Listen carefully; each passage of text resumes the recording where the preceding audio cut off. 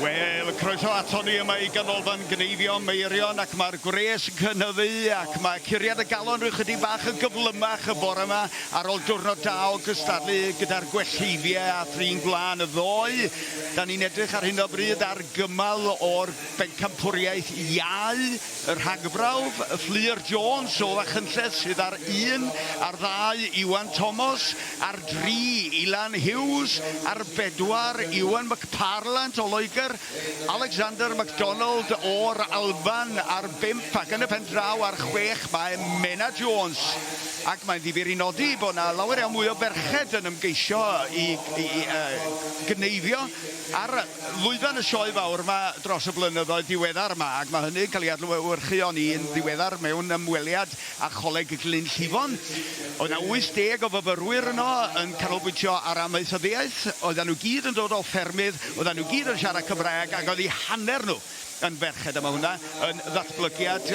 cyffroes iawn, dwi'n meddwl, ac yn dangos sut mae amaethyddiaeth wedi symud ymlaen o oes gwraig y tŷ, does am o'r fath beth erbyn hyn, mae gwraig y tŷ allan y Cneifio, fel y gwelwn ni yma ar lwyfan y Sioe fawr. Felly, sut mae pethau'n edrych ar hyn o bryd? Mae nhw'n Cneifio rwan yn bwyllog dros ben. Mae yna 3 owyn I mewn yn y gorlan. A'r pwrpas ar hyn o bryd yn gynnar yn y bore fel hyn ydy sicrhau bod nhw'n gallu mynd trwodd i'r cymal nesaf ac felly taclusrwydd ydy popeth i'r adran Iau yma rwan. I lawr y fanna gan Alexander Mena Jones yn y pen draw yma, Alexander MacDonald wrth I ochr hi o'r Alban. A wedyn dyma ni olwg ar Ilan Hughes yn mynd dros yr ochr ddwytha na fan hyn rwan. Cneifio gofalus dros ben gan bawb ar hyn o bryd achos dyn nhw ddim isio aildori, ddim isio mynd yn ôl dros yr un darn o wlan ac maen nhw isio gwneud siŵr bod bob trawiad yn ei le ac isio rheoli'r ŵyn yma. Da ni wedi gweld Cneifio defed yn digwydd ddoe, heddiw Cneifio ŵyn fyddwn ni. Ac felly mae'r rhain yn cael eu cneifio am y tro cynta ac felly maen nhw'n eitha nerfus a fel maen nhw'n deud, Cneifio'r nerfus,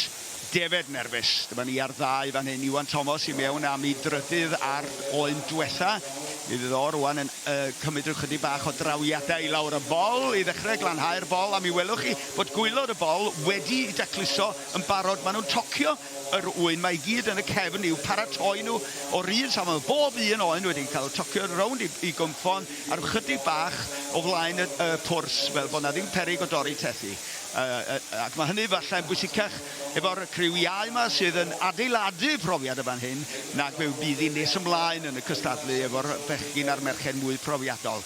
Dyma ni felly golwg ar Fflir Jones y fan hyn, ddoth yn drydydd yn trin gwlan agored ddoe a llongyfarchiadau mawr I ni ar hynny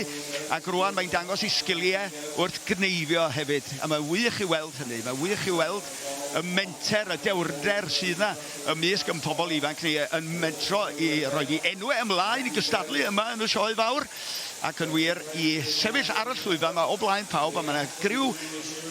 niferus iawn o gynulleidfa allan yma yn ei gwylio nhw hefyd. Mae'n gynnar yn y bore hyd yma, yn y lawer mwy o gystadlu I ddod. Nawr te golwg yn y pen draw na ar Mena Jones y fanne, yn ofalus I lawr y goes ddiwetha na efo'r trydydd oen, ond mae Alexander MacDonald o'r Alban eisoes wedi dirwyn I gystadleuaeth o I ben, felly fod i'r cyflyma, a'i fod i'r taclusa ty ben.